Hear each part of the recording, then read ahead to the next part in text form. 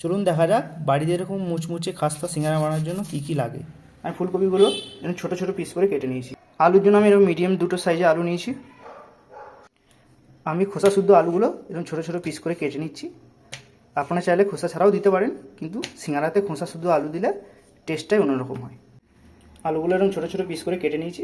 এবার এগুলোকে ভালো করে ধুয়ে নিতে হবে। চলুন তাহলে সিঙ্গারার জন্য ময়দাটা মেখে নেওয়া যাক।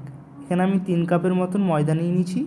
এটা খাস্তা করে মেখে নেওয়ার জন্য নিয়ে নেব সামান্য নুন, চিনি, কালো জিরে আর একটু সাদা তেল দিয়ে জল দেওয়ার আগে পর্যন্ত সব কিছু একটু ভালো করে মিশিয়ে নিতে হবে।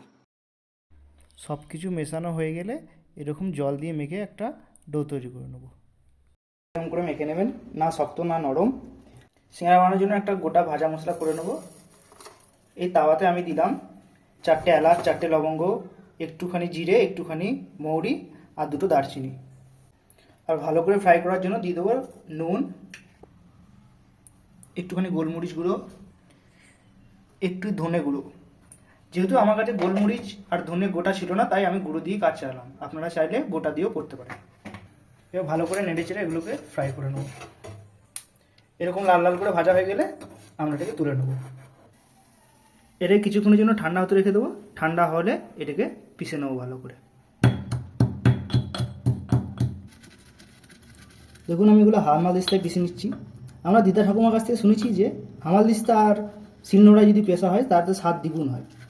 আপনারা চাইলে মিক্সার গ্রাইন্ডারে করতে পারেন। এবার একটা কড়াইয়ে একটু সামান্য সরষের তেল নিয়ে নেব।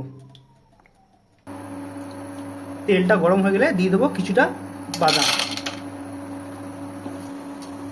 এরকম লাল লাল করে ভাজা হয়ে গেলে তুলে নেব। এবার সিঙ্গারার পুরটা তৈরি করে নেব। তার জন্য গরম তেলে একটা শুকনো লঙ্কা আর 5 ফোড়ন দিয়ে দেবো। এবার কেটে রাখা ফুলকপিগুলো দিয়ে দেবো। ফুলকপিটা হালকা ভাজা ভাজা হয়ে আসে দিয়ে দেবো কেটে রাখা আলুটা।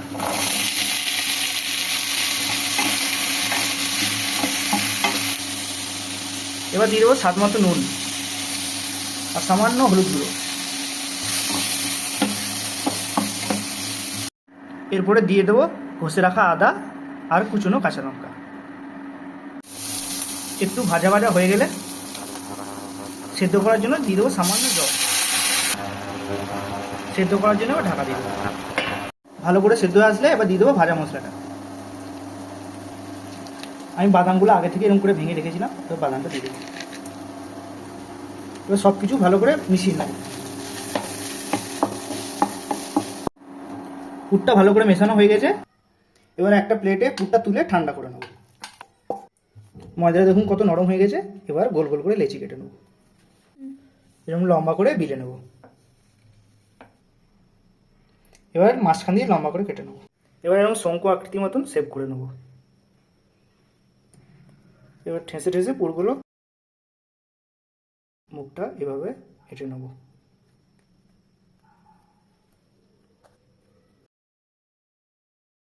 সব সিঙ্গারাগুলোতে পুর ভরা হয়ে গেছে। এবার ঠান্ডা তেলে এক এক করে ছেড়ে নেব। লো ফ্লেমে এরকম নাড়ি চাড়িয়ে ভাজতে থাকবো যতক্ষণ না কালার চেঞ্জ হচ্ছে। দেখুন কালার চেঞ্জ হয়ে গেছে। এবার তুলে নেব। কি বলতে পারেন? সন্ধ্যের টিফিনে এরকম মুচমুচে সিঙ্গারা আর এক কাপ চা, উফ জমে ক্ষীর।